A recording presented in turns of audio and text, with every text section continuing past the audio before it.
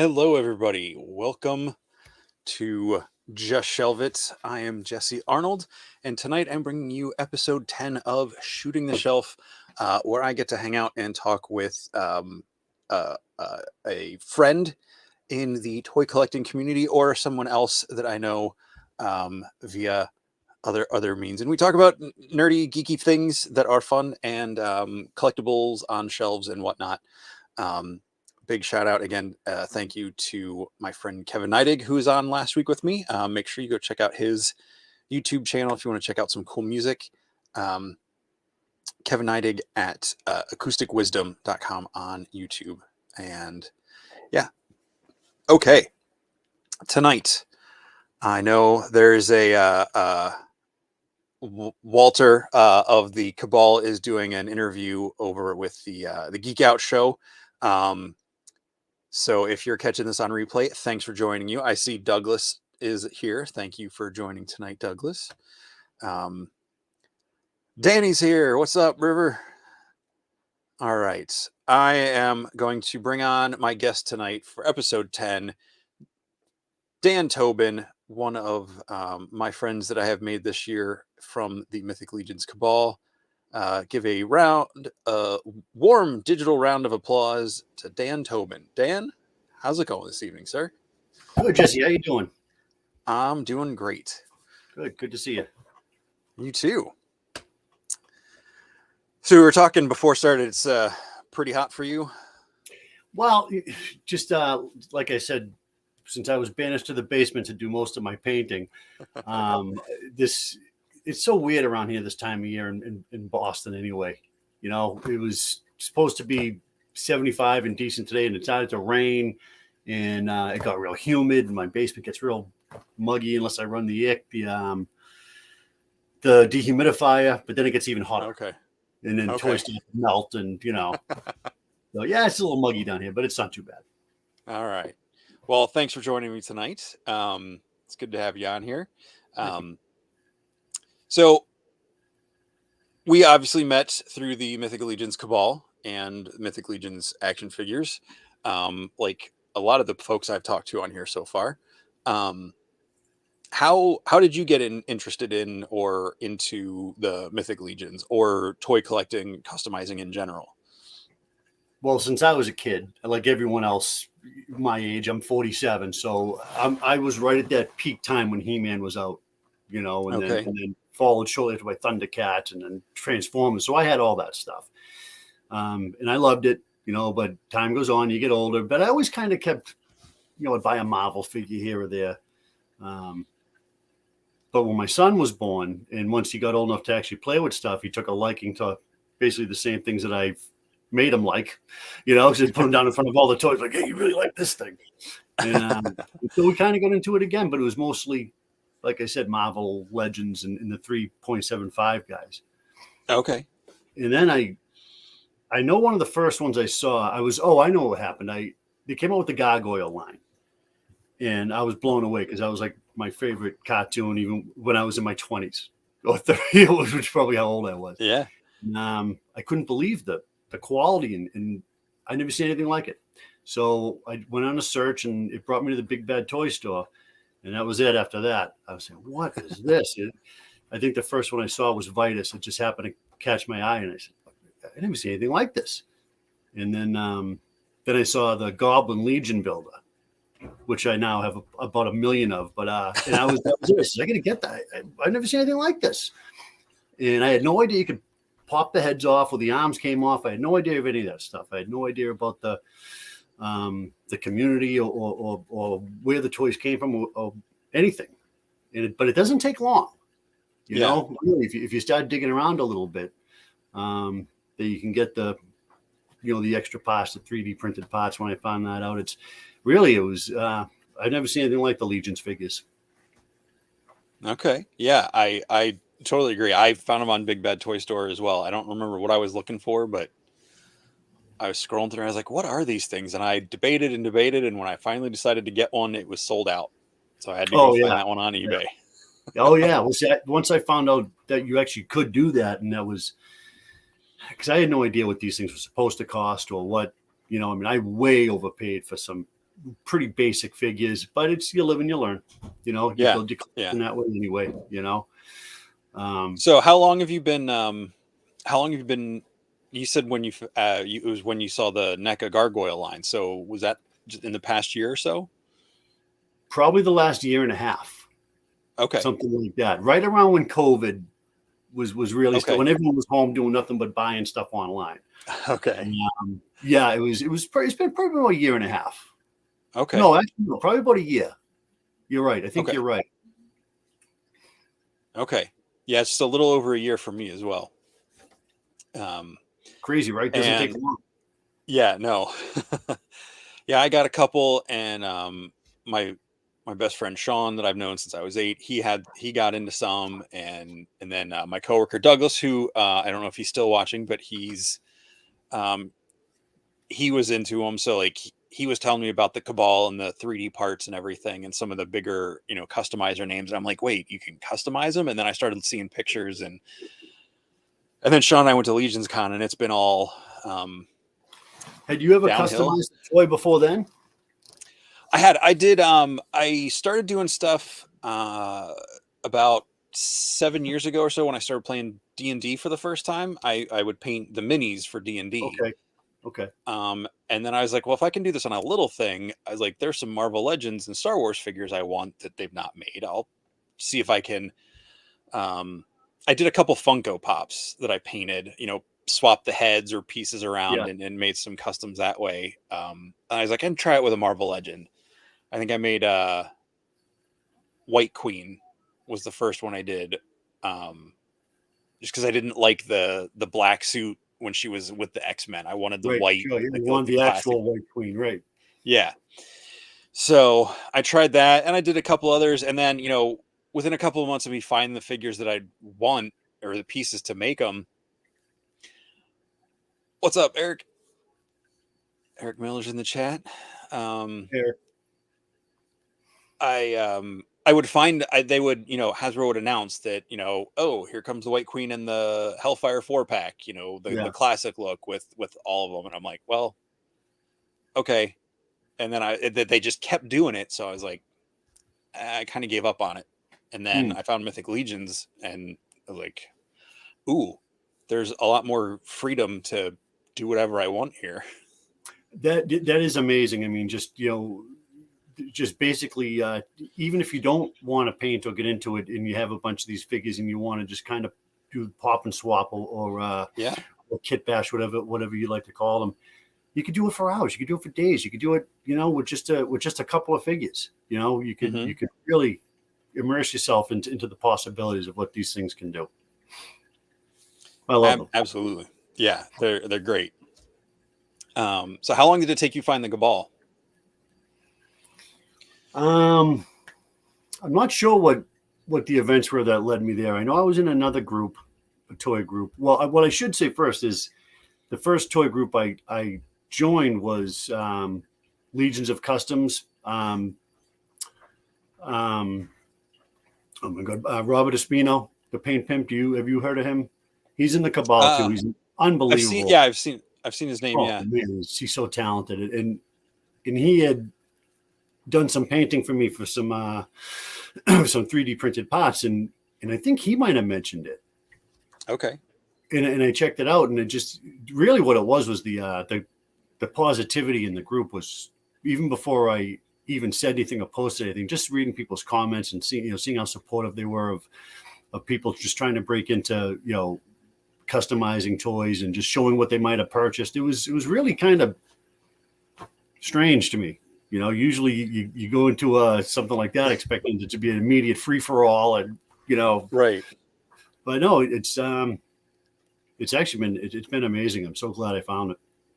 Yeah, same. Of course, Sean and Douglas were talking about it, last year, but I didn't join until after I went to LegionsCon, and I was like, I need to be a part of this, and it just kind of jumped in head first from there, and I had all these plans for customs I wanted to do, but I didn't get started on them until like January, February this year. But yeah, it's been great, and yeah, you're right. The positivity and creativity, the support, the inspiration, and just like I've made so many people that I think are like actual friends because of this. Jesse, it's. I pretty much talk to you on a daily basis, whether it's just a quick hello on the through Messenger or whatever. I mean, I have people I've known for years that I don't talk to as much as I do some people from the Cabal, and I know everyone's got the same story because I see it all the time. Everyone's the same thing. So huge thanks to Walter and all the admins and the horsemen themselves and everybody that's done everything to make this community possible. It's been great. I'm sure they had no idea what was gonna from the seeds they planted, but it really has. It's incredible. So yeah. So I mentioned LegionsCon. You are going to LegionsCon this year, correct? Yes, I am. Driving down Friday. I'm not sure what time. Might be a little discrepancy there, but it's about a 4-hour drive for me. 4 hour, okay. It's about 3 hours for me. But I'll be there because I'm getting to do intern in GCon on Thursday and Friday. Yeah, that's right. Yeah, that's awesome. Are you staying at the La Quinta or are you in a different hotel? I'm in a different hotel. Okay. And I don't think I could have gotten into the La Quinta. I almost did because Colin Culp had an extra room, and he said he was going to cancel it. And he's like, "So I'll tell you when I'm going to do that. Call right after, and maybe you can get the room." And I don't know why I panicked, I think is what happened. And I just found a place, and I thought it was right next door. As it turns out, it's like a 10-minute walk. Which probably means it's a 20-minute walk, but you know what? Whatever, that's nothing to the world. So I'm at the Marriott or something 2 miles away, something like that. Okay. Well, cool. I know, just based on what I experienced last year and at PowerCon, we got some comments coming in here. I'll throw these up real quick. Danny River Swift says it's true. Met so many wonderful friends due to this community. He's another one, absolutely. And 1-6 shooter, the man, Trevor himself, can't wait to meet us. So I'm looking forward to meet you too, Trevor. Me too, man. So many people. I wonder if I'm gonna have time to look at any figures with all the hands and people I want to shake and all the stuff I want to check out of theirs. Well, that's the fun thing. The way it was last year, it was just one day, and I know the vendors, they had to exhibitors, they had to set everything up Sunday morning, and then there was the big press, the line to get in and get the Sir Gerard exclusive, and then I walked around and I've said this a dozen times, it was just so many people just had stuff set up and they weren't selling anything. And I was what do you mean? Because no one was buying anything? No, they just weren't selling anything. There was all these people Eric Miller had all of his Ninja Turtles and the Frankenberry and all the different customs he had done, and he wasn't selling anything. I was like, what is this? This is this is awesome grown up show and tell. Yeah. It was just and it wasn't a bad thing. I didn't know how to process it. I'm like, you mean they're just showing off the stuff they did? And I mean, because this is cool and that's cool. And, I didn't know who anybody was, in there. And yeah, so this year we get 2 days. So the vendors are going to set up Friday night. So they'll get time to mingle and do all that Friday night. And then Saturday, Sunday is the show. And I don't remember how long it is, but, you walk around the show and you need to go sit down. They've got the breakout room there. Everybody's just going to be hanging around the hotel. And if PowerCon was any example of what LegionsCon is going to be like this year, there's a huge presence of fan for the Four Horsemen at Legions or PowerCon. And we're just hanging out in the hallway and the lobby, just kept bumping into each other, on the floor and everything. So I get really high hopes that this is just going to be, really cool. So you'll get to talk to everybody. Hopefully you'll get to talk to everybody you want to and take your time, looking at all the stuff. And yeah. Well, like I said, I've been to one convention. It was a comic book convention in Boston with my kids. I don't know, five years ago.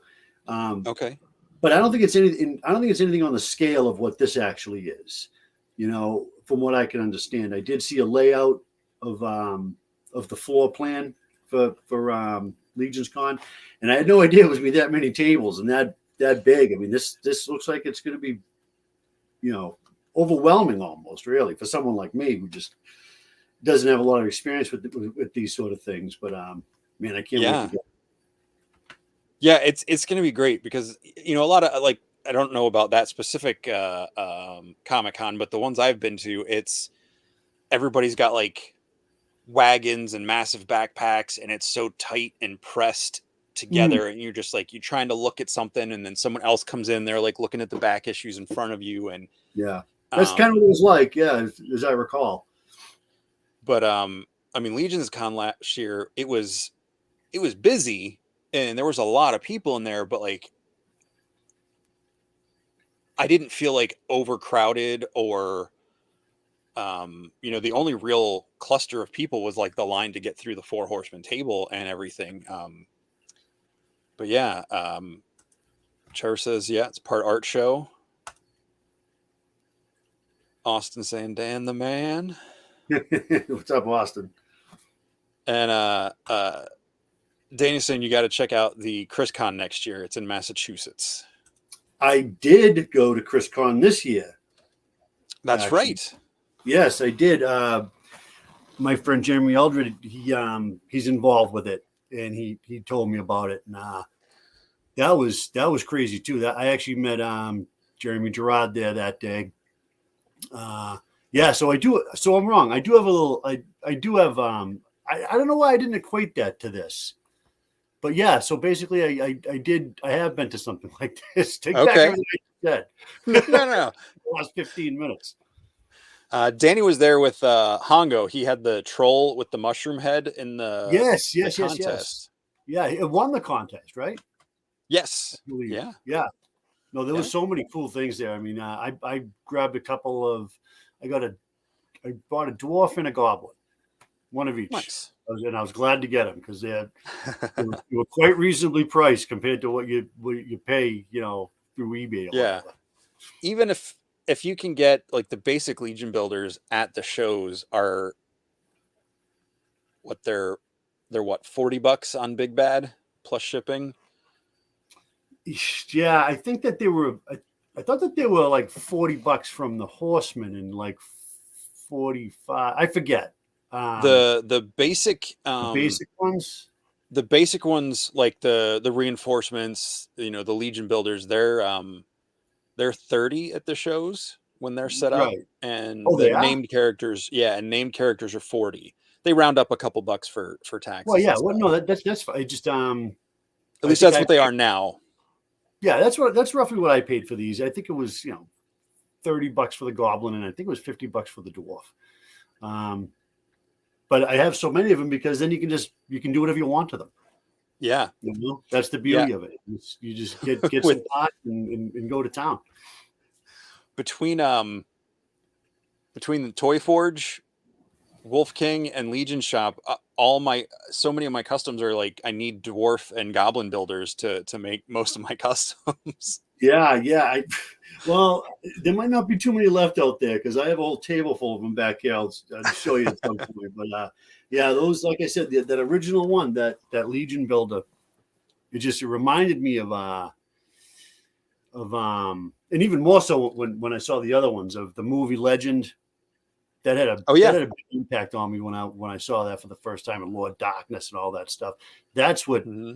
that's what all this stuff was very reminiscent of. Okay. So that's probably why I gravitated towards it so much because that was one of my favorite movies. Okay.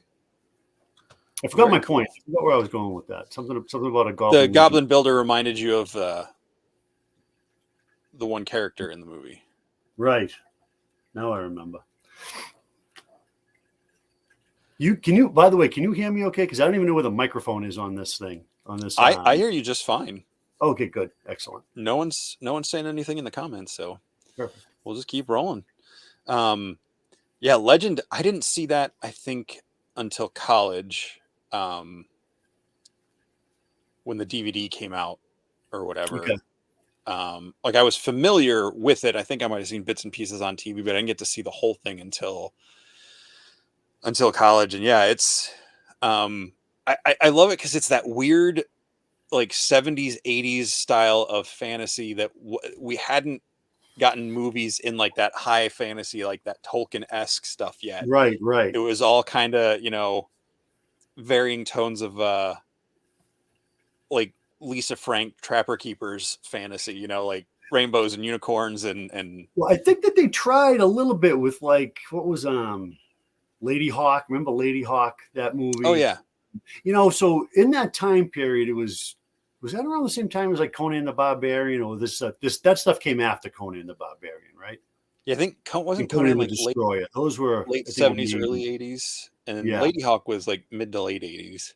yeah, yeah. So they did try a little bit to fill that genre in, but they never did a very good job. Legend, I think, was the closest, and then Willow was a great movie. I don't know if you Yeah. ever saw Willow. Oh, I love it. I just saw the trailer for the show coming Just to found Disney out Plus. that's a thing. I couldn't believe it. I know they announced it, I think, within the first year of Disney Plus coming out, and yeah, I that's the thing I've been most excited. Like I love Star Wars, I love the Marvel stuff, but Yeah.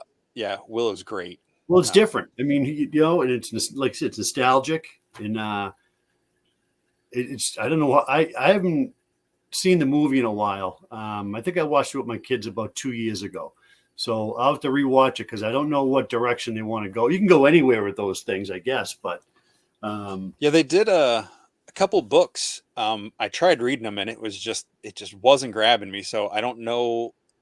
I don't know if they're deviating from the books or if they're adapting the books or if they're just doing their own thing. So I kind of hope they're doing their own thing. But speaking of books, or in shows, did you watch American Gods? not yet. Did you read the book? No. Okay, that should be something. And if I offend anybody, I'm sorry.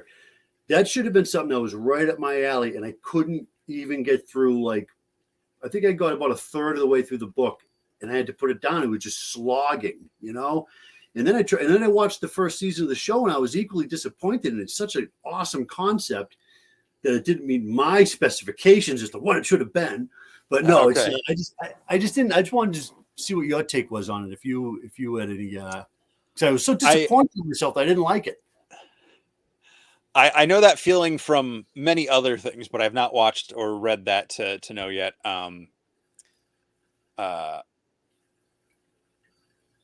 But I like the few things I've read of Neil Gaiman stuff I've really enjoyed. Like I read Neverwhere and Stardust, and I really enjoyed both of those. Yeah. Good Omens. My wife was watching that. That's not a book. I don't know if that was a book too, but I usually like his stuff. Good Omens. That's with the angel and the demon, right? Yes, that's right. Yes, Angel and demon. They did a show with.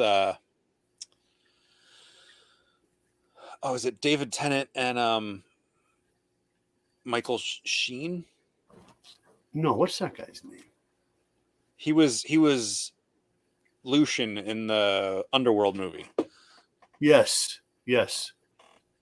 I couldn't get into that particular thing either with my wife because I was just, I don't know. If it doesn't grab me immediately, then I have a very short attention span, like most men.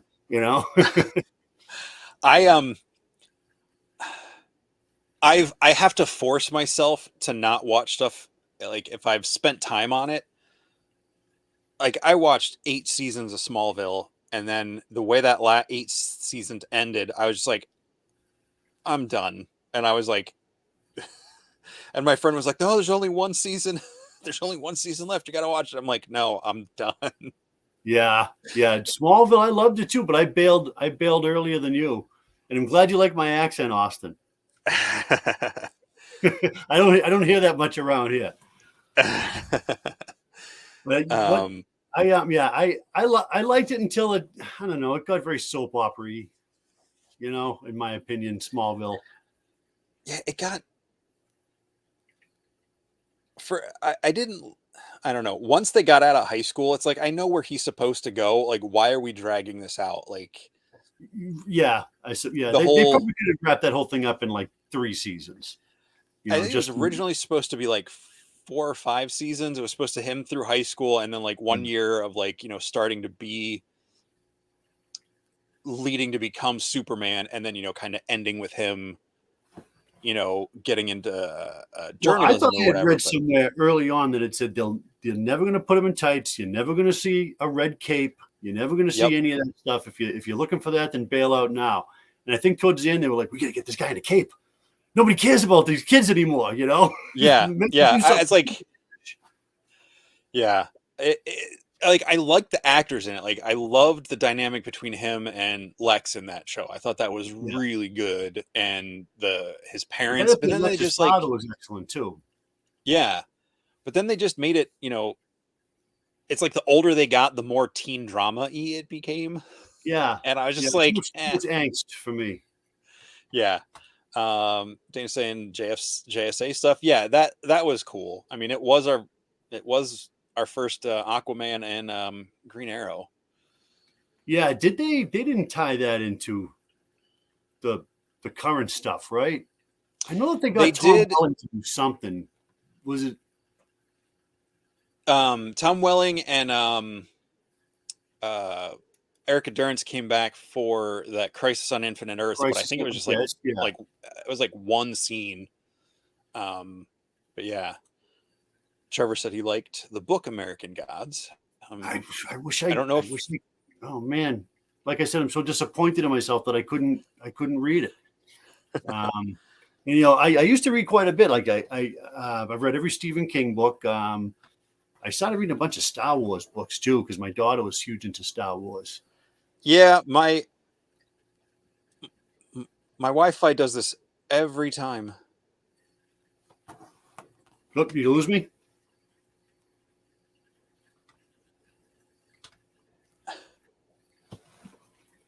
Are you there? I'm here. Am I there? I can see you. You're a little pixely. Uh, I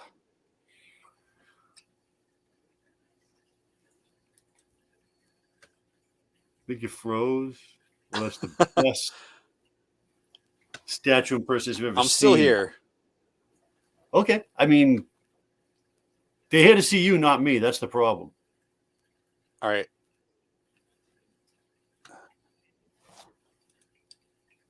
Looks like it's trying to work itself out.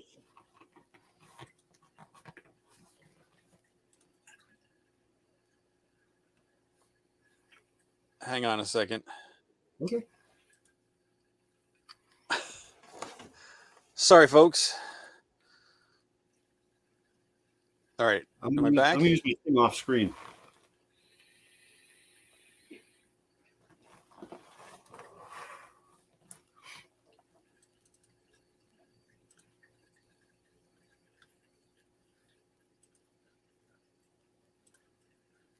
He's back.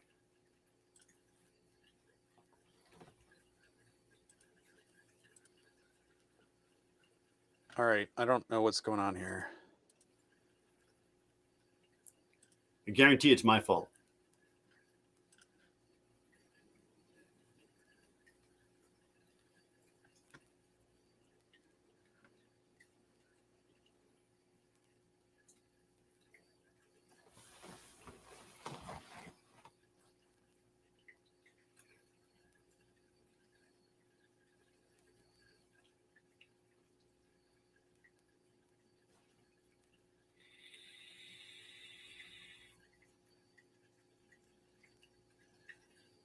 Am I back? Yes, you're back. Hello, sir. Hi. It was telling me my Wi-Fi connection was bad, but my Wi-Fi connection was showing full bars, and I don't know what happened. I'm sorry. They know anyway. Jeez. Sorry, folks. Thanks for hanging in there if you're still watching. I was gonna juggle or something while you were gone, but I couldn't find my balls. So All right. Sorry about that, folks. Thanks for hanging in. Danny's asking, what's your favorite book series? My favorite book series of all time. Series? I, well, I can tell you I was disappointed in myself again that I didn't finish the Gunslinger series. I think I Okay. got through 5. But that I could easily pick back up because I didn't stop because I didn't like it. I just kind of stopped because I was lazy, I think. Okay. But one of my favorite was John Connolly is an Irish author, and he has a series of detective books, and the detective's name is Charlie Parker. Like, he gets a lot of crap because of his name. They call him Bird. Um, but it's a lot of. I highly recommend it because it's a lot Okay. of supernatural stuff. He's a Oh, rough and tumble private eye type dude, but there's ghosts and all kinds of weird shit happening all the time, and it's really, really well written. And I think there's quite a okay. few books in the series now. So that would be my favorite is the Charlie Parker series by John Connolly. Okay. All right. Danny's giving you a +1 for Dark Tower. Oh, that's awesome. I love the Dark Tower. Not the movie, though. That was terrible. Oh, I haven't read the book or any of the books, but like even not reading them, I could tell that that movie was missing so much. And then one of my friends is a huge fan, and he was just like, "Well, this and this and this." I'm like, "Is this what it's like when I talk about Lord of the Rings?" Yeah. Well, at least Lord of the Rings, they crammed all that stuff into 3-hour movies. That's I true. mean, this they just tried to cram it all into one, and there's just way too much content for. I mean, I thought that the casting of Idris Elba was absolutely awesome because the guy's he could be in everything. I mean, he's an awesome actor. Yeah. But Matthew McConaughey didn't really strike me as a terrifying figure, although he can be. I guess he's a great actor. But yeah, it was doomed. I guess Mm. failure. Um, Unfortunately, a lot of Stephen King's properties either they do great or they destroy them and they can never be done again. yeah. It's Yeah. either hit or miss with his stuff. What's other than Dark Tower? What's a favorite Stephen King book or movie for you? Well, I've read The Talisman probably 5 times, and that kind of takes place in the same. They all take place in the same Stephen King universe, but some of this stuff takes place in the same other world or whatever they. Okay. So that was really I love The Talisman, Salem's Lot. A lot of the older stuff, some of the newer stuff, I thought he was just doing it because he had to, produce 10 books a year or you're out. So I haven't read much of his newest stuff, but this stuff I could just go back and read over and over from him. Cool. Got the Mist adaptation by Frank Darabont from Danny, Running Man from Douglas. Yeah, good stuff. I did like the Mist. That was traumatizing. Yeah, it's been a while since I've watched it, but I thought like the way they played out the tension and stuff in that little grocery shop was really good. Yeah. No, I mean, it differed so much from well, not so much. It was different from the book. But yeah, it was bold. I'll give him that. It was an interesting movie. I don't want to wreck it for anybody. Okay, fair enough. So back to Mythic Legions. You said you've got tons of dwarves and goblins, so I'm going to bring up some pictures here, and I got to add these back in here. All right, so we got our little slideshow here. Just grab some of your stuff. Try to get a variety of your stuff. I love these like little. I keep forgetting you guys can't see the mouse that I'm pointing at. The tree stumps or the rock formations in the background.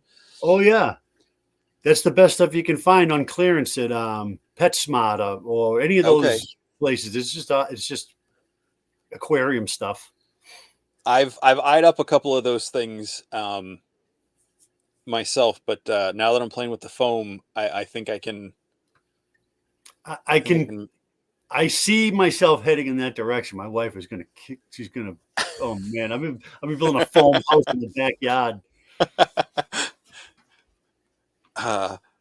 So we got. I think I don't remember what it was that we started talking or what hit it off. We just some comments and then we started messaging. But I remember you doing your like your Skittles Oh goblins. You were doing yes, all the yes. different colors, which really inspired me to do all my rainbow colored fuzz monks. So, Oh, cool. Oh, um, glad to hear that. uh, Well, so there yeah, I wasn't just much you could do without what if I couldn't afford to get all the named goblins because they were outrageous. So how many of the Legion builders can you have? And I had some heads painted for me. Like I said, the first ones by Bobby Espino that were beautiful, unbelievable. Um, but once I started doing it myself, you end up with a whole bunch of different color goblins because yeah. I mean, I didn't know what else to paint. I wasn't really aware of the market as well as I am now. So, but yeah, I'm sure I'm not done. I'm sure I'll paint a few more of those when I get some cool colors. But I love the saddle you got on the werewolf there, and this is just a fun scene. Like, Oh, and thank did you. you made the diorama too, right? You put that Yes. together. Yep. This takes up about half of my basement. My son and I did it together, and for the most part, on the cheap. But when you're at it all together, it probably costs too much. I like the goofy castle behind me. That's just like Mm. a tablecloth from Amazon. It's like Oh, the okay, and you tack it up, like a castle okay, themed, Halloween stuff. gotcha. And I think it was $11. So for the most part, it really, it kind of took on a life of its own after a while. Nice. We All got that your thing. uh that torso on the goblin, Yes. which I believe you painted him to kind of be What? Yeah. like Well, when I Hudson, saw right? the head, I immediately was like, man, I love this thing because the goblins anyway. But yeah, like I was telling you, all of a sudden I wanted to paint him brown. I couldn't figure out why I wanted to paint him brown, and then it dawned on me. He just reminds me so much of Hudson from Gargoyles. Yeah. Austin saying Dan's a good painter. You can see his progress with every new piece, and Thank you, Austin. I 100% agree. Every time you put something else up, I'm like, But I appreciate that. impresses me. Coming from you guys, it's unbelievable because I'm in awe every time I see you guys do anything. But it's very humbling when you see something like this, and then the 30 I have over here that I have to take to the turpentine bin, and start over. Now, talk to me about the mallet, the hammer on the I can't remember what you call him. The Oh, not Dobin. Hudson. This Tobin, is that's right. well. The head was that was the other reason because the head was called Dobin the Dwarf, and this is MAFC pot, and the Okay. torso is as well. Um, and that's what some of my idiot friends would call me in high school, Dobin, Dan Okay. Tobin, Dobin, and I'd be like, Jesus, whatever. So I had to get the head just for that anyway. But after I painted them, I'm like, this thing is awesome. I actually have another one, just in case anything happens to this one. I can redo it. That's an awesome sculpt, it's a pretty cool figure. The hammer, Nice. I unfortunately I can't tell you much about it because I was sworn to secrecy from the guy I got it from. Okay. But he's a great guy. He's one of the 3,500 Cabal members, and that's Okay. all I can say. Is is it a trick of the light, or is that No, it's light actually up? pretty cool. Hold on one second. This guy's the torchbearer. He's got the where's the camera? So this torch, this All right, let me thing bring. here I'm gonna comes off. Where's the I'm gonna bring camera? you. Let me see it. All right, so it's just like a little metal rod hidden in here. Okay. And all you got to do is just touch it, and it'll blink, it'll fade. Oh wow. Yeah, it's super, super cool. With a little Okay. battery. Yeah, something that I probably don't need, but can't live without now. So I mean, he probably needs a brother or a sister too at some point. You never know. But yeah, That's it's really pretty cool. cool. I have a hammer like that. I'm trying to remember. I think I got it from um I got it at LegionsCon. I want to say I got it at the it was either the gridiron table or the toy forge. I don't remember. Maybe Wolf. I don't remember. I apologize. It's been too long and I didn't research where that hammer came from. But it's one like it's the same similar design, like that kind of chunk of rock with the Yeah, spikes on the end, but it doesn't light up, and I don't think it's quite that big of a mallet at the top. But it's got this thing too, hanging off the back, a little okay, yeah, Morning Star or mace. Yeah, nice. no, this thing. Uh, the gentleman was gracious enough to get me one, and I'm very thankful for it. I'm sure that they'll be popping up eventually. Very cool. Um, Austin's asked, Dan, have you tried to make that wooden structure you sent a picture of? No, I have not even attempted it yet. It's a project I'm going to be working on, and I'm sure I'll be needing Austin's opinion and help. Okay, Oh, awesome. we got your was it Chris Ferone and In Shane Shane Man, Man, yep. Those the beards mythic are, bits? I'm telling you, those things are like some of the most impressive engineering I've ever seen. They just Yep. snap right on, seamless, you know. Um, they're incredible. I Yeah, actually have like 8 of them, but I'm down to just a few now because I've given some away and a couple broke. I think you gave me this blonde one. I have that on. I put it on a goblin since I knew you like Oh yeah, goblins. oh yeah, yeah, And I yeah. That's right. You can when you pull the faceplate off the bottom, they snap right in place. They're awesome. yep. And he's not Tobin, but he's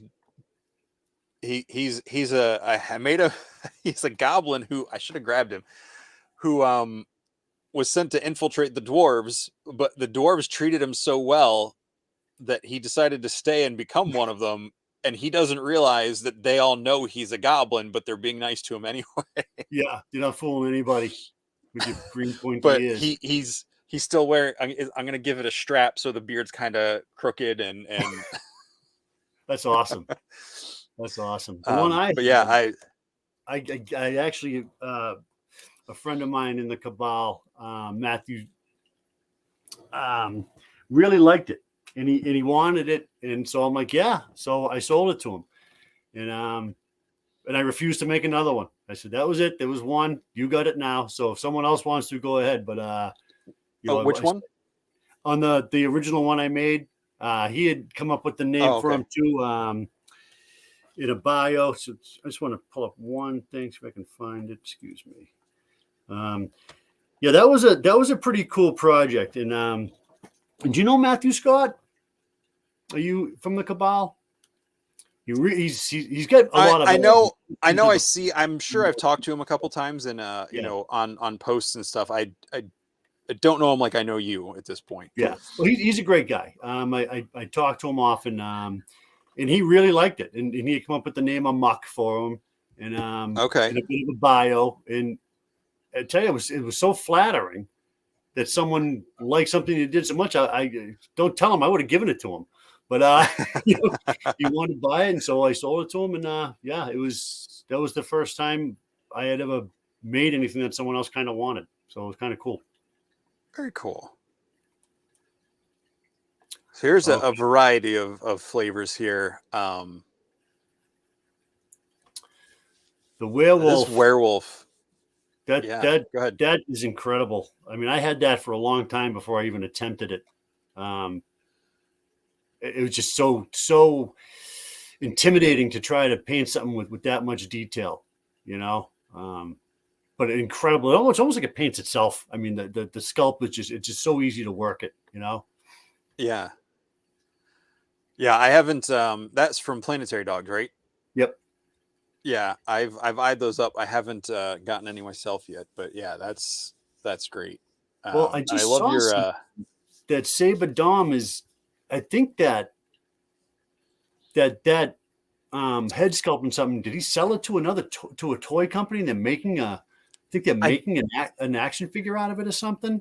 I didn't quite yeah, understand what was going on, but it was interesting. I don't know if he sold that sculpt or if he sculpted Or a similar. new Yeah, something thing similar. for I forget what it was called, something Fury or Furry or something, but yeah, it's Yeah, like it sounds a familiar. wolf man. Yep. It looked that looks pretty cool. Yeah. Well, it was instantly recognizable. Yeah. That's the one thing you start to notice when you know. If I ever said to my wife, she'd be like, "You are the biggest nerd." I'd be like, that looks all like. I bet I know who sculpted that, and she'd be like, "Jeez." So And then I love this Beastman orc. yeah, that head's from Paul's Customs. Um, I had Robert Espino had done a Beastman for me, and it's one of my I've posted 100 pictures of it in the Cabal. It's thank you, Danny. Like I said, that was intimidating to do, but I'm glad I finally had gotten it done. But anyway, I wanted to do my own take on Beastman, and I didn't want to do the exact same head. And I figured Sure. this was as close as I was going to get to another Beastman head. No, I like it. Like I feel like this is more in line with like the actual Horseman PowerCon debuts, where it's not his exact head, but like the elements are there, and Right. yeah, I really dig that. Yeah, it's And like you just kind of waved a Beastman over it a little bit, Yeah. and now you can kind of call it Beastman, But Yeah. yeah, it's that was I didn't know what to do with it, and my wife actually came up with the tribal dots, because I needed to get some white on there somewhere.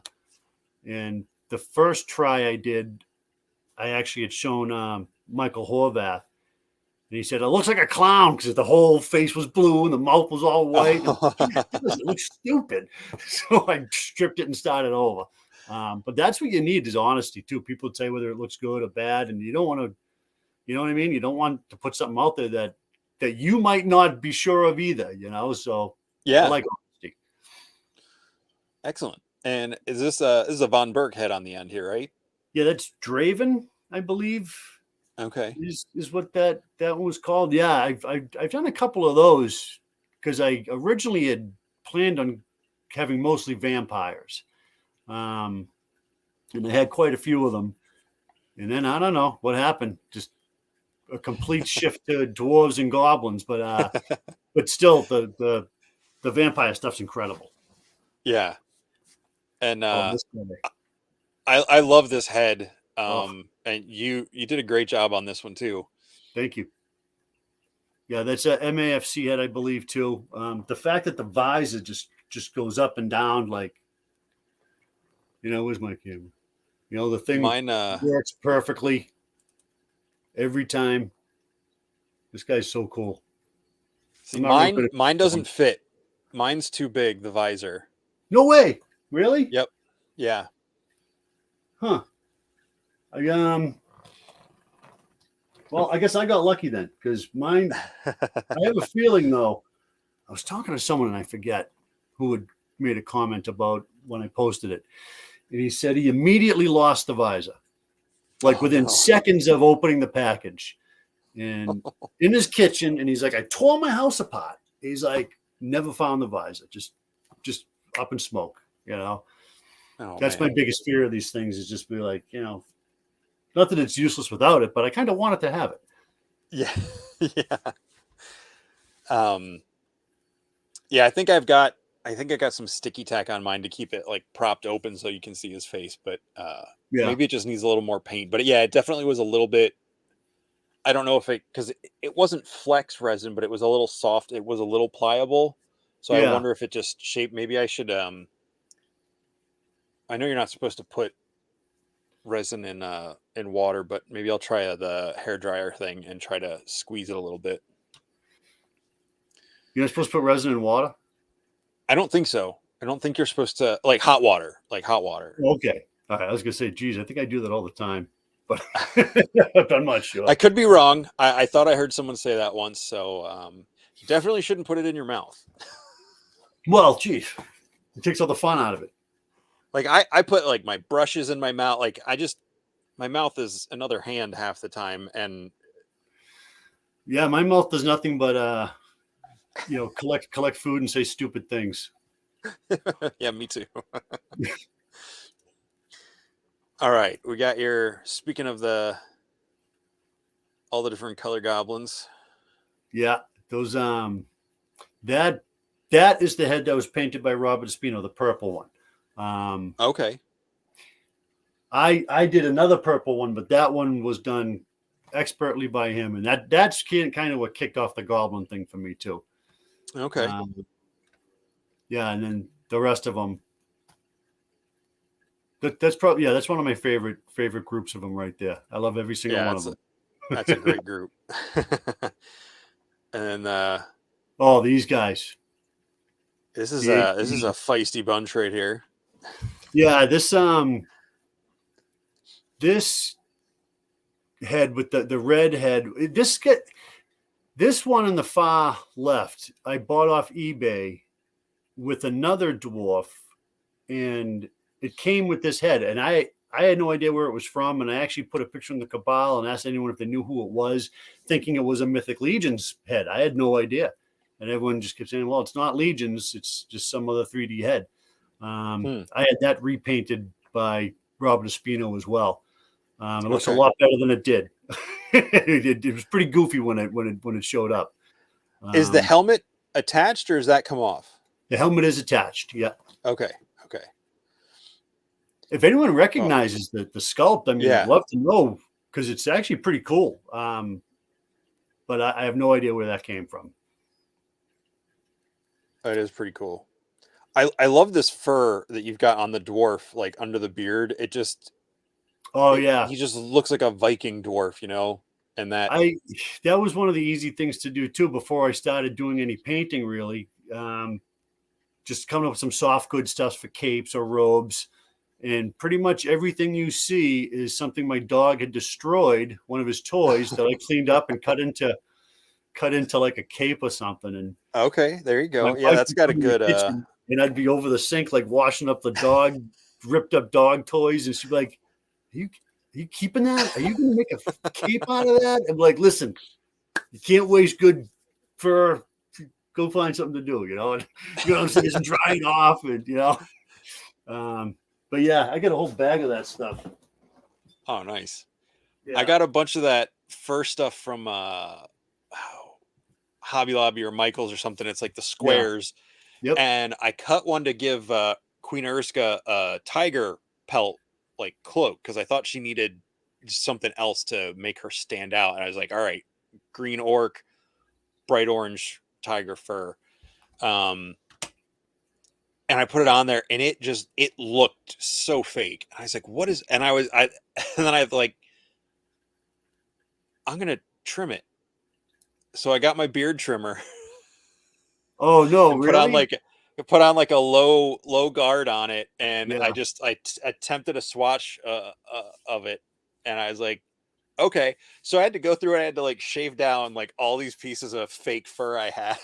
Oh man, was it flying everywhere? It was all over the place. Now you flocked something too, didn't you? Yes, you did the rat, right? I mean, how do you? I did a rabbit. How did you even do that? How did you even apply that? That came out incredible. Well, thank you. I've been asked to do that as a Mythic Minute in the Cabals one of these days. I saw that, yeah. I will probably do that. Probably not this week, but soon. I was like, I don't know how to do this. Can I even flock a figure? So I did a YouTube search, and I saw someone, he flocked a pop, like a Funko Pop. And I was like, all right, same, it's going to be the same process. So I watched his video, and I was like, okay, I can do that. I went out, I got some Mod Podge. I got some flocking off Etsy or something.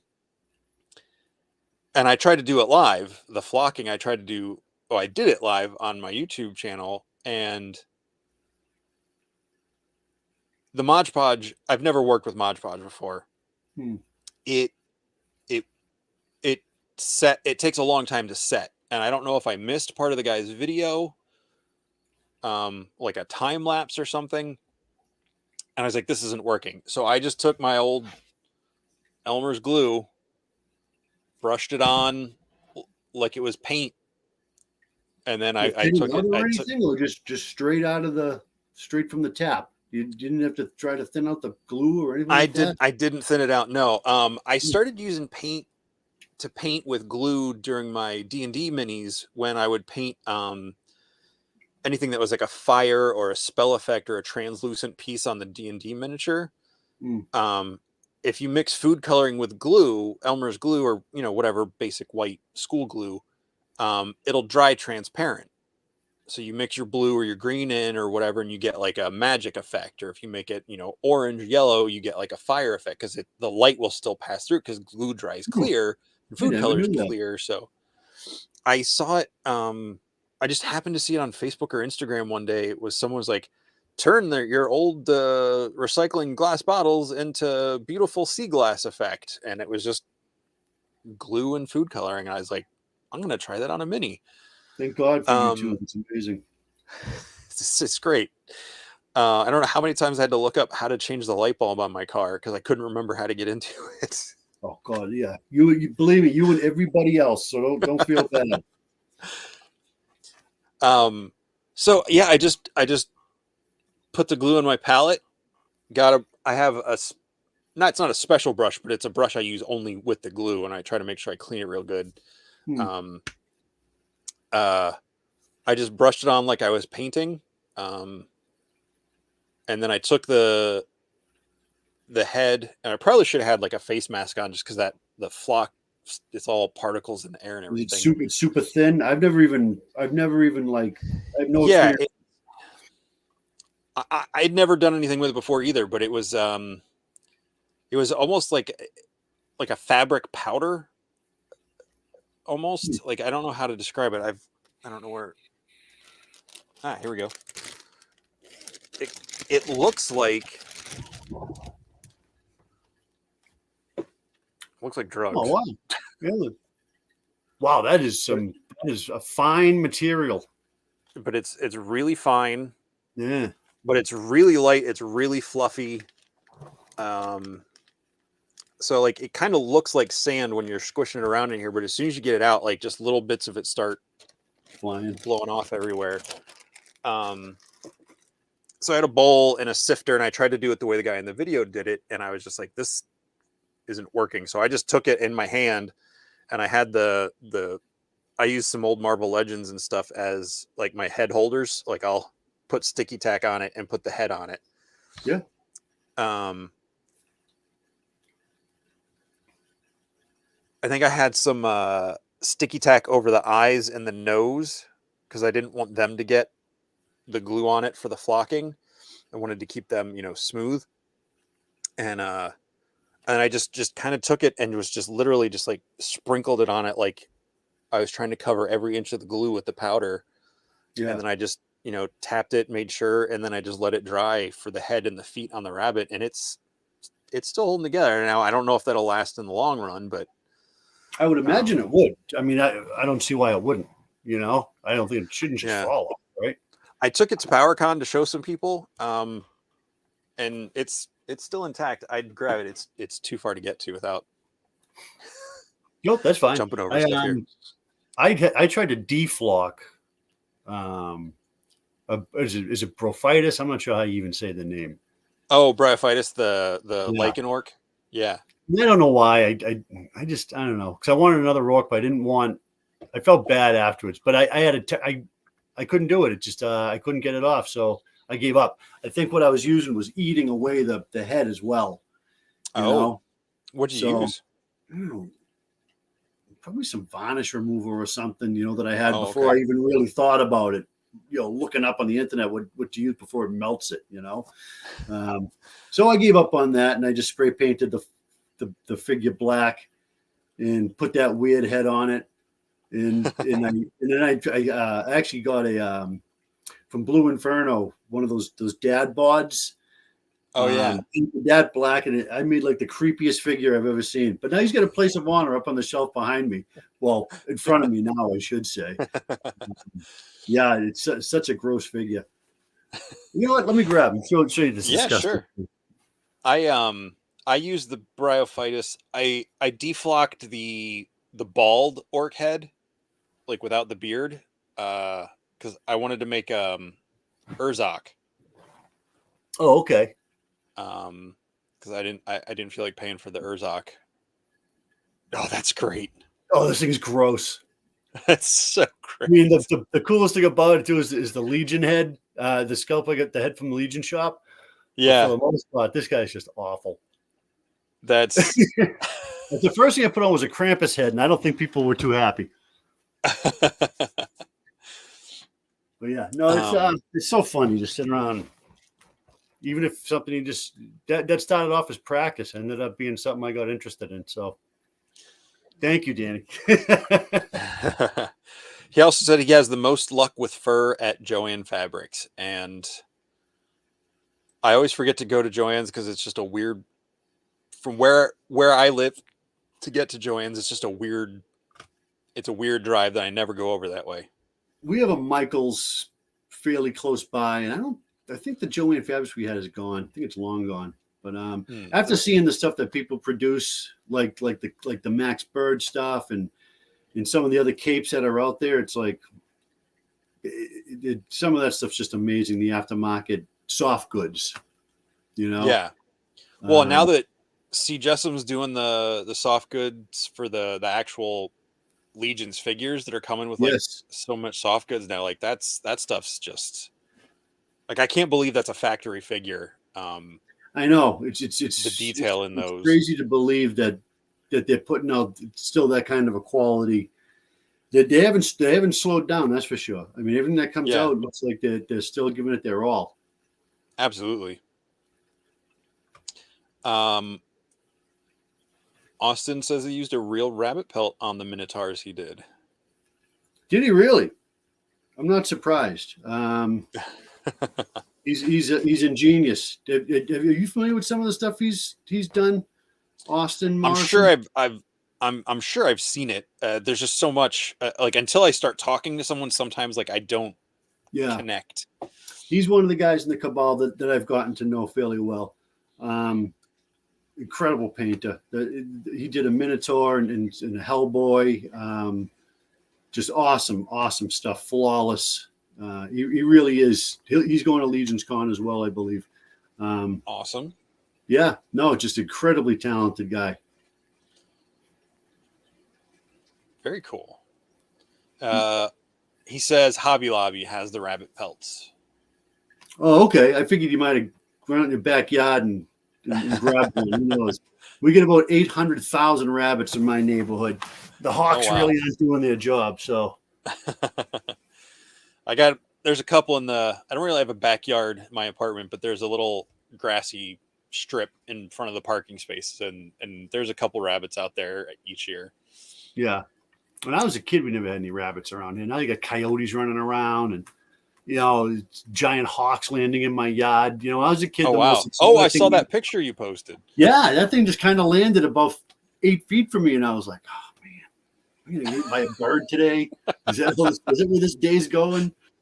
Like, he didn't want anything to do with me. He just turned his head a bit and took off when he felt like it. Pretty cool.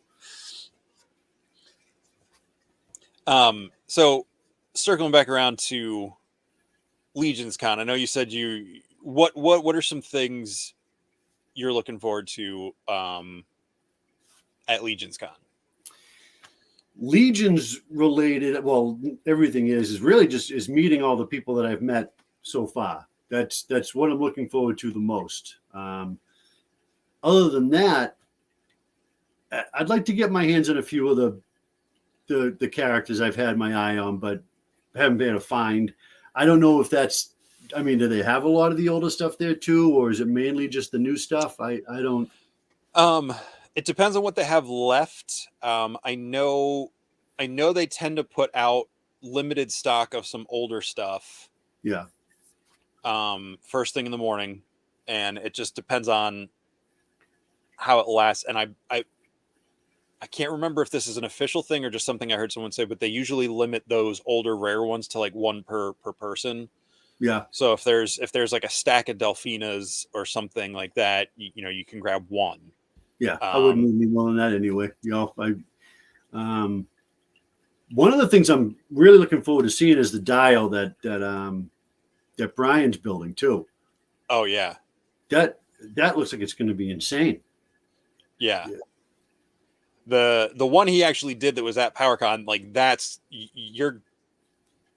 I believe they're going to have that there. Like you're going to be able to just spend so much time looking at that and just find all sorts of different stuff. And I can't wait to see what Brian does with his table. Yeah, I was blown away by how that we saw the progress pictures and everything, and then just to see it all come together was just incredible. Yeah, and whoever would have thought you'd make it with some foam and some paint, Yeah, and it looks like it was built by actual building materials, Yeah, he is meticulous. Like I've started making some dios for my table at LegionsCon, and I do not have the patience to do what he does. We've talked a lot. He's, I'll bounce some ideas off him, but I'm trying to learn by mistake. Is how I like to learn this sort of stuff. Because then I know why not to do it that way. Yep. Like, don't push the magnet into the hot glue with your finger. Yeah, right. Well, that's something I would probably have to do 4 or 5 times before it finally sunk in. You'd think it's like, oh, I got some glue on me. Oh, that's hot. Like it's like a slow. Like I actually got a burn on my forearm today, just because I molten liquid will have that effect. Like I was reaching. I was trying to be smart. That's when I'm dumb, is when I try to be smart. And I was doing one. I was like, all right, I'm gonna let that sit for a second, and then I reached across and I just kind of leaned my arm into it, and I was like, why does my arm hurt? It's like, oh, you put it in the glue. We've all been there. I mean, believe me, how many times I've hit my hand with a hammer or any of those stupid things. Yeah. And I am not what you would call a handy guy. I mean, I don't fix shit around my house or anything like that, because I just everything I try to do becomes a project. Sure. So that's why I'm surprised with the painting that I actually have the patience to sit there and do it. Because I'm not the type of person that would ever have the patience to do stuff like this. But of course, now I'm a lot older than if I tried to do this when I was 20, it wouldn't have worked, So meeting everybody, seeing some dios, maybe finding some old figures. You're gonna try to pick up some 3D parts while you're there. Oh, absolutely. Yeah, hitting all those. Absolutely hitting all those tables. I'm going to try to come up with a little list of things I want to do figures going forward, just so I'm not blindly just grabbing stuff, which would be fine too. And I'm sure I'm going to do that anyway, but I would like to go in with something of a plan for the 3D stuff. I think no matter how you pace yourself or take your time to take it all in, it's going to be overwhelming in the best of ways. So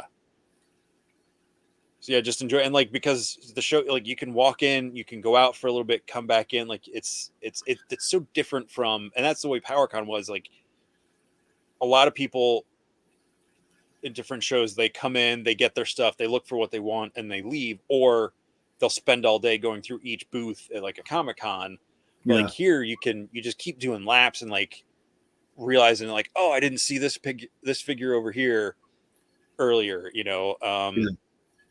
What's up, Alexander? Welcome. Alexander Deshaw just popped in. Have you seen his fountains? I'm sorry, what was that? Have you seen the fountains? Are you in the... Yes, I have seen the fountains. My wife is going to kill me support group? Yes. No, I don't think I'm in that yet. Okay. He's done a live in there a couple times, just while he's working on stuff, and it's really cool. I can't wait to see his stuff in person. Yeah, me too. That's with the head with the water coming out. Is that what you? Yep, it's like the different shaped fountain. Some of them are different animals or different things. I think he's got a blood fountain too. I think. Okay, that's what I was gonna say, because I remember seeing the blood one. I'm like, that is incredible. That there's a real possibility I would have looked into something like that if I still had all the vampires, Okay. because that Well, fountain was incredible. they'll probably have Alithia stuff at LegionsCon, so you can re-up on your vampires. Well, they are coming in. I actually did order a bunch Okay. before I had kind of figured out to streamline what I wanted to do. So, um, yeah, I have a Valak coming, and in the big one, the Sabalus, I think his name is. Oh yeah. In a Baron Volga too. So yeah, so I get a few coming. Yeah, I don't have any of this wave yet. I do want all of them. The whole wave. Not necessarily because I'm a completionist, because I'm not. Of course, I want if I could get everything, I would. But I like Yeah. all the characters in that wave, and they're so, because there's so many new parts. It's great for customizing. Like, Yeah. I know I want to the Lord Bardric, because I've got a head I got from what's it called? Um, uh, Wolf King. It's one of the God's Fire heads that I want to make. I have a very specific character I want to make with a Yeah. Bardric body. So That sounds. You can't go wrong with anything from Wolf King either. I mean, the stuff they yeah, put in is awesome. I have a bunch of their heads on on some dwarves. Yeah, I can't wait to get the Chit Chat head too. That was a great day. oh, I can reach him. Excellent. So this is my Oh no. this is my I don't know what you call it, sketch prototype assembly of Chit Chat I'm doing.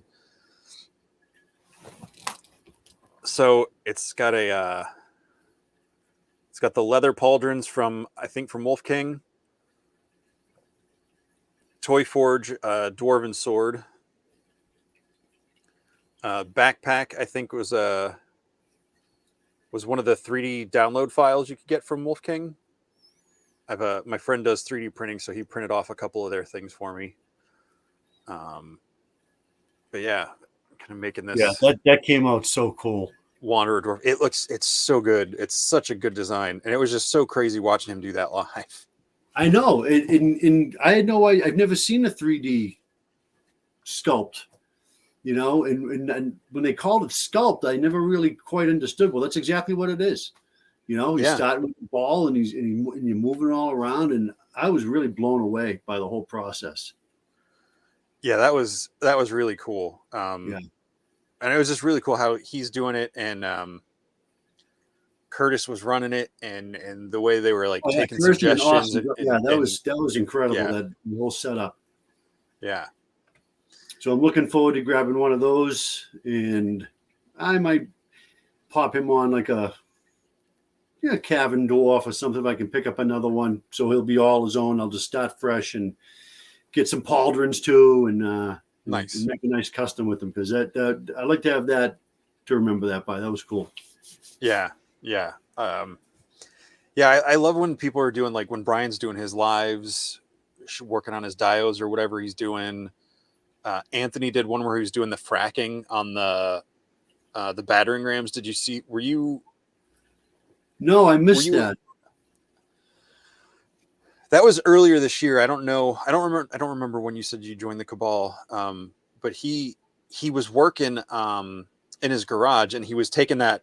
He was talking about it on Jeremy's Mythic Conversations this week. How he would take the electrodes or whatever and put them on the wet wood, and it does that like etching. Yeah. I've seen that. That's amazing. So he's got those. He said he's going to have some. I think he said he's going to have some at RetroCon. So I'm going RetroCon mainly to hang out. Depending That's on soon, right? in a couple weeks, yeah. Okay. Yeah, But he said, I think I'll at least grab some pictures if there's any left by the time I get in. But yeah, those are really cool looking. So he did that live. It's just so cool seeing all the different people that are just sharing what they're doing, Well, that's the thing too, and you never know what you're going to pick up that you can use eventually. We were talking about YouTube earlier. I have watched hours and hours and hours of Citadel paint tutorials. Um, you know, and I've watched some of the same ones over and over just because I want to try to absorb, how do they layer that? How do they do that? And I still don't understand half of it, but that's all just trial and error, like I have like an old Yeah. skeleton figure that I keep respray painting over and over primer just to practice something before I actually try to put it on a figure. Okay. Yeah, it's for every like one good thing that everything that comes out good, there's 100 that I've had to do 5 times, but I don't get tired of doing it though. So Well, that's good. yeah, that's a huge plus. Yeah. I mean, if you're learning and then you're improving watching that stuff, like keep watching it because it definitely shows that your stuff is definitely improving. And Well, thank you very much. It's certainly not. I probably paint for about 2-3 hours a day, not at the same time, but put something down, go away, go do something else, come back. Oh, I don't like that, change that. So it's part of my daily routine anyway. nice. Yep. Very cool. Yeah, I'm trying to get these dios finished at work so I can bring them home and paint them in stages and then get back to finishing the heads I'm doing for for LegionsCon. Yeah. Um uh Are you bringing all of the your oh man, what are they called? the fuzz monks? Yeah, you're bringing the fuzz monks. I am bringing the fuzz monks, yes. Excellent, good. I want to see those in person. I'm gonna have two. I'm gonna have a different dio each day, so I'll have one dio out Saturday, one dio out Sunday, and I'll have different figures out each day. I mean, I'll probably have them all with me just in case anybody wants to see them, but I'll have certain ones on display.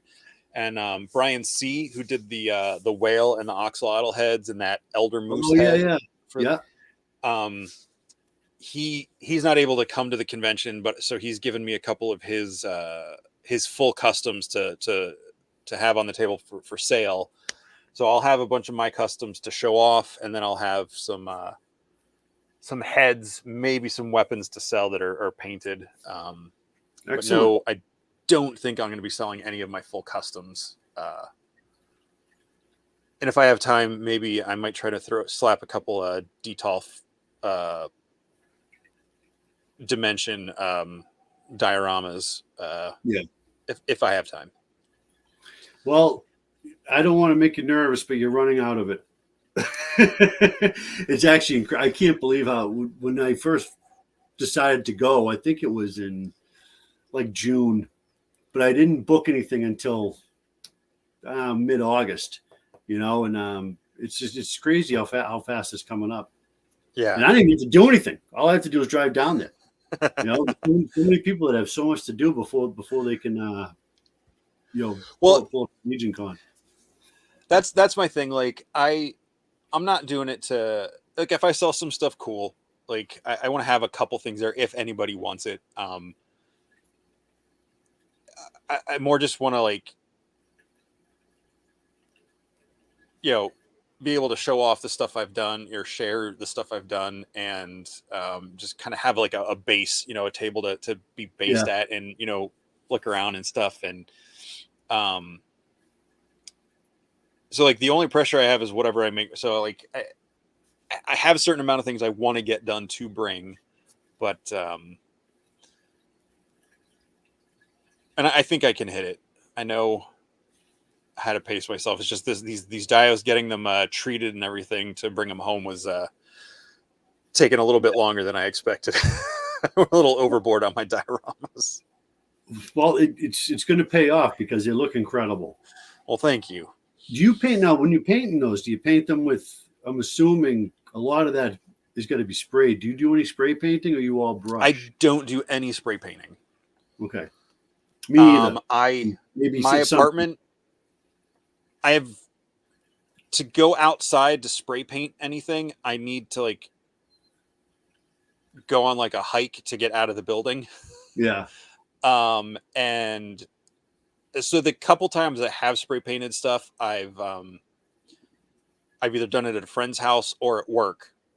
I've primed a couple things with spray primer, but all the stuff I painted for Legion shop, I was staying at a friend's house that week, so I finished them there and sprayed them in the garage with the door open so I could seal them and ship them back and not get scratched. But yeah, I don't generally use any sort of spray, and I like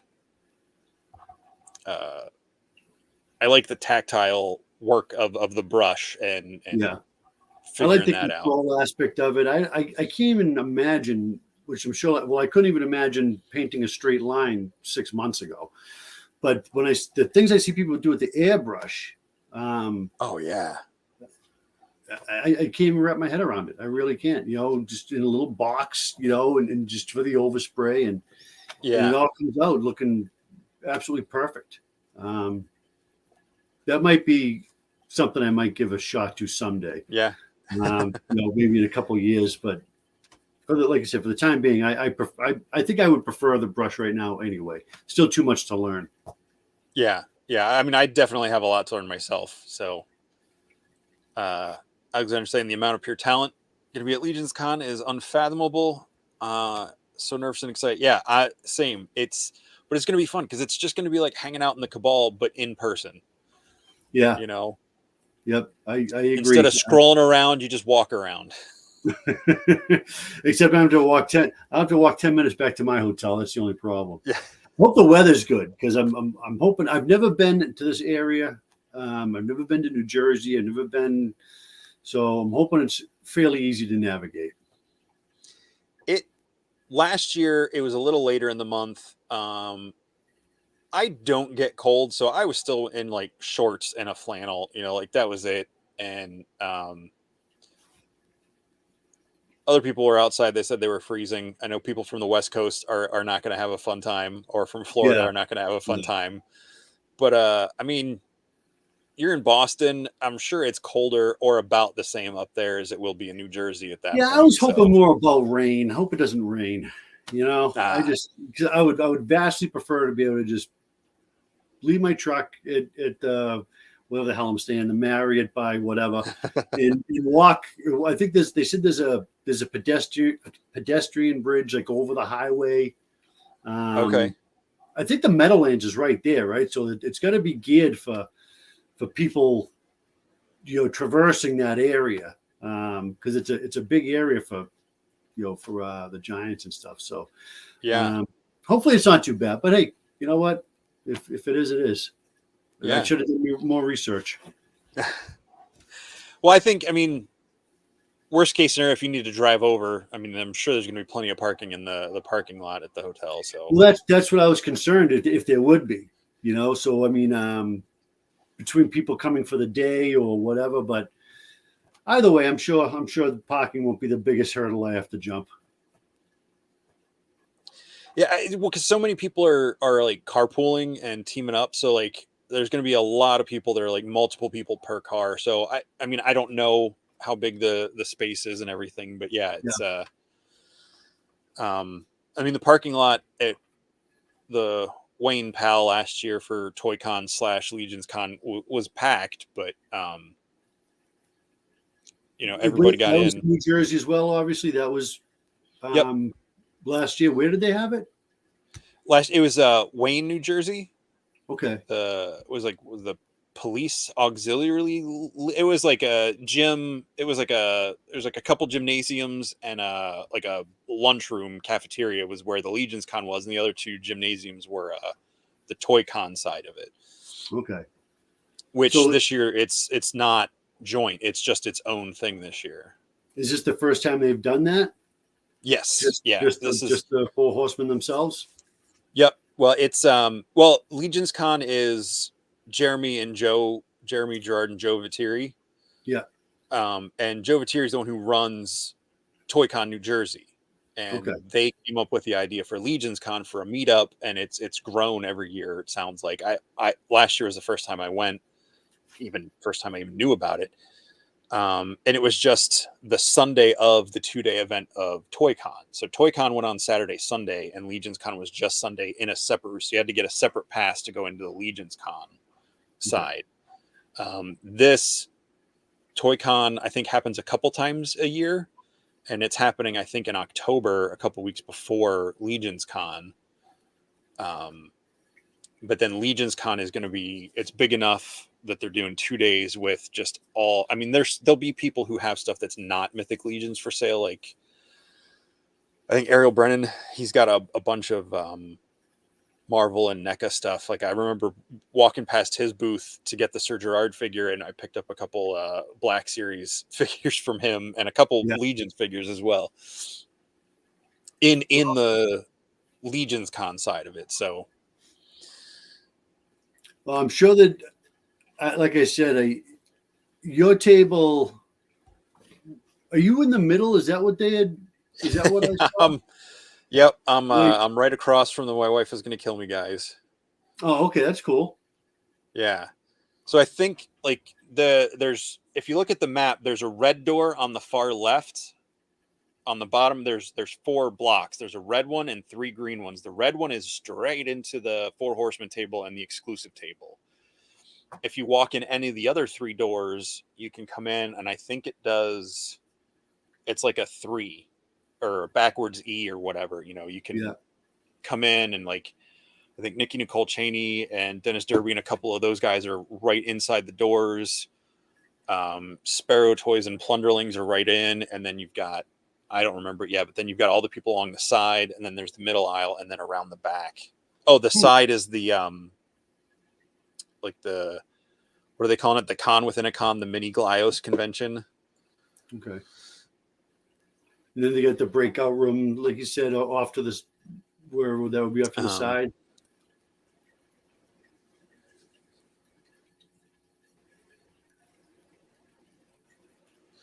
Yeah, I guess they have the main room, and then I think they have 4 other rooms that I think they've booked everything available in the hotel. Are you still there, or did I lose you again? Did I lose me? I'm still here. I can see you for the most part. It's a little jumpy, but not bad. Okay.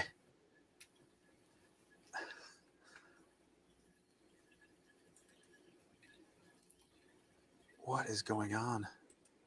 Maybe there's a solar flare. So yeah, there's the 3 breakout rooms for the sessions, and then one is just like to hang out and sit.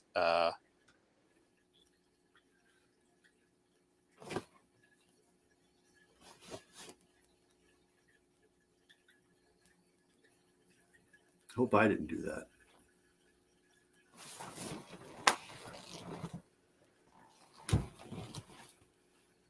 Hello? Hello. Sorry, this keeps doing this. Well, it's probably just because I'm on. I have that effect on appliances and all kinds of stuff. So I don't know if it came through at all, but I believe they've rented all the rooms for the convention part of the hotel. There's the main room, and then there's the 4 breakout rooms, and one of them is going to be just a hangout, like to sit down, talk to other people, do whatever. And then the other 3 are where they're going to have the like the sessions, like the events, the panels or whatever, with the different all the different people that they put up on the LegionsCon site, like who's doing what days. Yeah. And do you know if anyone's going to be doing any like live painting or anything like that there, or that? I don't know. I'm not sure. I mean, I feel like I remember someone had paints at their table last year, and they were just working on stuff while they were sitting there, but I don't remember exactly. That's a good question. How do you go about getting a table? Yeah. So they had when they announced the con, I don't know if it was right away, but shortly thereafter, Jeremy put up a post, or LegionsCon put up a post saying, now accepting vendors. Send an email, and you provide, like what you're going to have at your table, some examples of what you do. If you're like, I inquired earlier this year and I hadn't really done anything yet. I was like, Yeah. I'll wait till next year. And then by midsummer, I feel like I had done enough stuff, and my one friend was like, "Yeah, you have enough stuff. You should do a table." um, so I, I was like, "All right, I'll keep my eye open." And then he announced that a couple tables opened up, and I was like, "Hey, I'd love to get one." And Yeah. he's like, "Okay," it was like, "Here's the email with all the stuff," and Well, I can't wait to see your table. Let's I might beeline right for that one. Are you going to get the exclusives, the show exclusives? I plan on it. What it's the unnamed one. Is that it? Was the fall? What was the name? The fallen one or something? A date, the unknown one, is Saturday, Okay. and he's $50. You can get two of him. Yeah. And Sunday is the Furious Four. It's a 2-pack, but it's got all the accessories to do all 4 different characters, but it only comes with 2 full bodies. Okay. And which you can also get 2 of those. I think that's $100 each pack. So, I mean, in all likelihood, I will. Because it's my first time there, and I'm definitely going to want some. And I don't know if I'll get 2 of each because I don't really intend on selling them unless there's someone who's not going that might want me to grab them one. yeah. I could always do that. The nice thing about the Yeah. con exclusives is I'm not a big inbox collector, but they come in like that nicer window box. Yeah. So if you wanted to get them signed by anybody, like those are really nice ones to have as show off stuff if you do that. But like all of them will be available individually. I think they said sometime next year. Yeah. In the standard style packaging. So they're good to have and keep, and not necessarily rip open like a 4-year-old.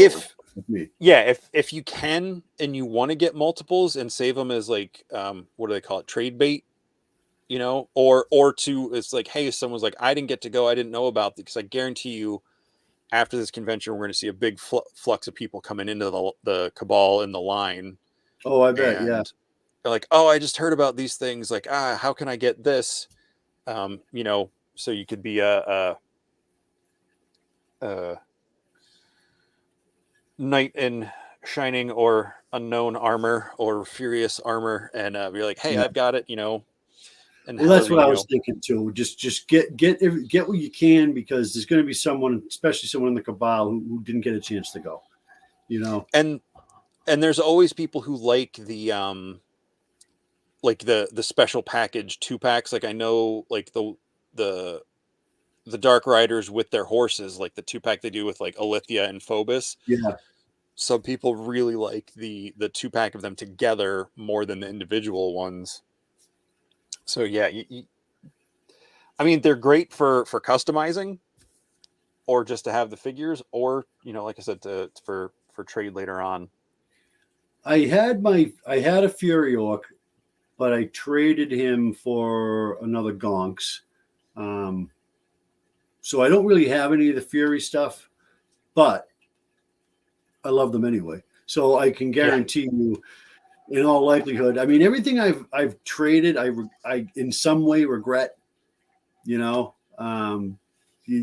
miss your stuff. Like, oh, I had one of those. Wish I had that thing still. But then I look at all my other goofy things, and I'm like, you know what, I did okay. Yeah, for sure. But yeah, it's gonna be an awesome weekend, and I know it's gonna go by too fast. So like, I'm really trying to like just be able to just take it all in and get to talk to as many people as possible and just enjoy the experience. You're going to be super busy, because you got the table, and there's going to be a ton of people that want to come and meet you. So it's going to fly by for you, So hopefully you do get a chance to enjoy it, I'm sure I will. It'll be like, Sunday night, Sean and I will be driving back to Pennsylvania, and I'll be like, what just happened? Well, it looked like you guys had an awesome time when you went to Ohio. Yeah, I got to go with Brian and Greg. That was a lot of fun. I think Anthony or someone was saying something recently how Speaking of Anthony right there. Hey, Anthony. What's up, Anthony? Hello. How you doing? Anthony, was it you that was talking on Jeremy's show about picking someone up at the airport that you'd never met in person, and your wife asking you about it or something? Because that's what my friends were asking me. Like, you're just going to get in a car with these two guys from New Jersey and go to Ohio? I was like, I don't have anything they want. Like, Yeah. like I don't really have any money. Like, I don't know. Like, they just need a victim. But no, Brian and Gray were awesome. I had met some guys. Well, Jeremy Aldred, I don't know if you know him or not, but he's a local guy. He lives a few towns over from me in Massachusetts. So he had said, "Look at we have a little meetup that we do," and I went with him to his friend's house, and it was the first time I actually met anybody else that was into these, and my wife was like, "Are you going to be murdered at this guy's house?" I'm like, "Jesus, you watch way too much freaking LA Law or whatever it is you're watching." No, we're just nerds that love fantasy toys. I'm like, it'll be fine, you know. In local news, man missing, loves toys. Yeah, I would totally. If someone's like, "Hey, I got a van full of Mythic Legions," like, that'd be the end of me. Yep. Just leave a trail of pauldrons into the back of a scary van and climb right in. Let's see. Yep. Okay. Yeah, the plan is for me to pick Austin up at the airport. Okay. Fortunately, Austin has realized I've never even driven to the airport in Boston, so this ought to be real interesting. I've never been to Boston. I drove up to Worcester a couple of years ago for a delivery and back. Oh, okay. That was that's like an hour. That's like an hour west from us. Okay. Yeah, that was I don't like driving through New York City. Especially in like my big work van from the frame shop. Can't imagine that's any fun at all. Yeah. Alexander said, "Leave the pauldrons, use back adapters. We have way too many of those." Oh man, I just rearranged all my stuff, and I had like a whole. Nope, I don't know where it is. I had like a massive like gallon size. Yep, I think I had the quart size. I tried to give away in the Cabal not that long ago, and everyone said no thanks, and everyone's showing up their giant bag of adapters. Yeah. Wait, what? Jesse has a torture room in the floors. No, I don't have a torture room. With wing and shield adapters. When do we get to see that room? I've watched every episode of the show, and I haven't seen your torture room yet. I don't have a torture room. The torture room is my room is a torture room if I was in California or somewhere where they had earthquakes, because I have a massive bookshelf over my bed full of books and action figures that would just absolutely pancake me. Yeah, you got to keep all the shop stuff low, because if it ever comes off the shelf at 8 feet. There's not a lot of sharp stuff. There's just a lot of heavy stuff. Yeah, that's not much better. You're right. Of course. Why is all right? I'm not addressing the torture room. You guys have a much more active imagination than my life actually is. And Douglas, you know me in person, and granted, you haven't been here, but you guys see this door behind me? Yes. Absolute torture room in there. So I'll leave the light off. Right. Okay. Maybe if I have my own show, I'll have it in the torture room, but I don't know. Hotel 666 will turn the light off for you.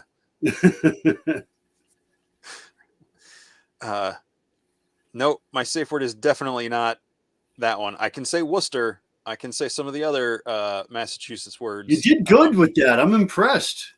I didn't when I was figuring out where I was going. I was like, "What's Worcester?" And someone was like, "It's Worcester." I was like, "Oh, okay, cool." Like the sauce? Like No, Worcestershire sauce? yes. Alexander's saying that's my safe word, and I can't. That's so funny. Every time I see that, I just want to say it was the worst of shires. It was the best of shires.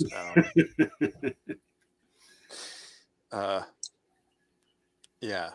Yeah, so I don't think I need to drive through New York City to get there. I think I think if I kept going, I'd go through New York City, right? I'm not sure which way you're coming down, but Straight down 95, I believe. when I went from Harrisburg, Mechanicsburg, Pennsylvania to Worcester, it took me right through New York City on the way there and back. Like I went over the GW both ways, I think. Oh man. Now that's just because I let Siri like tell me the best way to go. I'm going to use Waze and I'll say I want the scenic route. I don't care if it takes me 6 hours to get there. I'm not driving through New York City. But yeah, I'm glad I got a 5-hour energy drink. I never get those, and I was like, I'm gonna take one just in case. And I was like 3 o'clock in the afternoon coming back, and I was like 3 hours to get across the bridge, and I could feel my eyes drooping, and I'm like, oh man. And I was like, wait, I have a 5-hour energy, and like it didn't give me like a jolt or anything. It just, that sleepiness just went away. See, yes, I know there's ways around the GW, but like I said, I trust my phone, and it always gets me where I need to go. It just sometimes takes me through places I didn't want to go. So was that whole trip for you like it was 3 hours just to get back over the bridge? So what was that, like a 7-hour day for you? No, it ended up being almost an 18-hour day round trip. Oh, I was going to say just the trip back, right? I mean, that's a lot. It was there and back. So I left at like 3 or 4 in the morning. I had to be in Worcester by 9 or 9:30 to the place, drop the stuff off, and then turn around and come back. Well, you made a wise decision not spending the night in Worcester.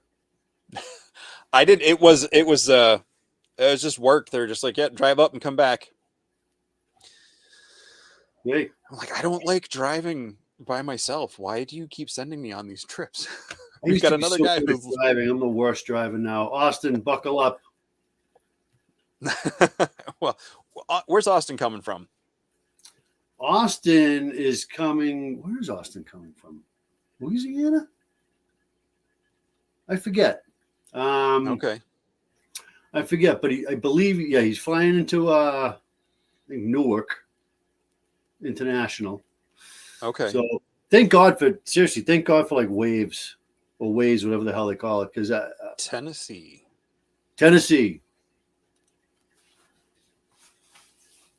Yep. Awesome. Very cool. So yeah, you won't have to go through New York once you pick him up, I guess, to get to Newark and back.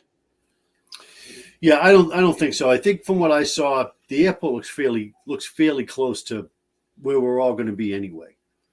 You know, so it doesn't look bad. I know it's not every intersection, but there's a lot of places in New Jersey you can't make a left turn if you're not familiar with that. And you can't pump your own gas. Really? Yeah. I actually think I've heard that. I think I remember hearing that. Yep. It's so make sure you have cash for tips for gas. And good night, Danny. Thanks for joining. Thanks, Danny. Yeah, there's a lot of places, not everyone, but there's a lot of them where they have, what do they call it, the jug handles, where you have to like go out and around, or like go to the next street and like loop back around to make the left. It can't be any worse than driving around up here. It can't be. You know? I'm sure where they kept just dropping roads and intersections. And there was one place in Worcester, I swear, like 8 roads crossed in one spot, and they were all at like slightly different angles. And I'm like, I don't know which part of the street I'm supposed to be going towards. You could be, at one point, we had a stretch of highway called 128. It was 128 north, but it was also 93 south and Route 1 north at the same time. 3 roads, 1 road. I was like, oh, man. So if you weren't from around here, we all knew it. But if you weren't from around here, you would have a clue. Yeah. Anthony, thank you. Yeah. Yeah, Jersey jug handles, he says. Yeah. Yeah, so just... It's not that bad. It's just, it's like every state, you know, there's always some weird little thing that, you know, you got to be aware of. But Well, if you hear about a toy enthusiast middle-aged man who murdered someone on the GW because he didn't know where he was with Massachusetts plates, good chance it was me. Oh man. Man, and I hate bridges. Like I get vertigo easily, but I get very dizzy around large structures. Mm.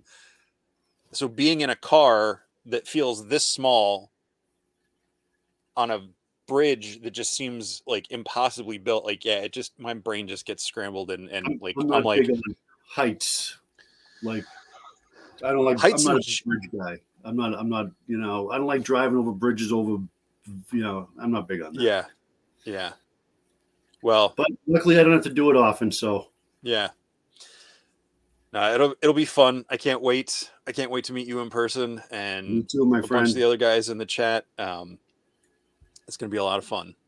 Sounds good. I can't wait. Very cool. Is there anything else? Anything you want to plug? Any? No, nope, not me. Okay. I'm not much of a salesman. I got nothing. I got nothing. Just want to thank everybody that took the time to listen to me and you shoot the shit for a couple hours. Absolutely. It was great. Thanks for having me on. Really, I It appreciate it. was great to have you. Thanks for joining, and I can't wait to see what you come up with between now and LegionsCon until I see you in person. Well, I'll get to work. All right. Thanks, Jesse. All right. Thanks, Dan. Take care, my friend. You too. Everybody, thanks for tuning in tonight. That was Dan Tobin, fellow member of the Mythic Legion Cabal over on Facebook, who is just a really fun guy, a lot of fun to talk to, and just one of the friends I've made over the past couple months joining the Cabal. And like so many of you here in the group and in the Cabal, if you're watching this later, I love this place. I love this community. I love these toys. I know people like to preface this with it sounds cheesy, but no, this line of toys in this group has definitely changed my life. So thanks for tuning in, whether it's live or on the replay. I'll see you next week. Exclusive in the Cabal Mythic Minute, Thursday nights at 9, and I'll be back here with another new guest next Sunday night. And until then, what's on your shelf?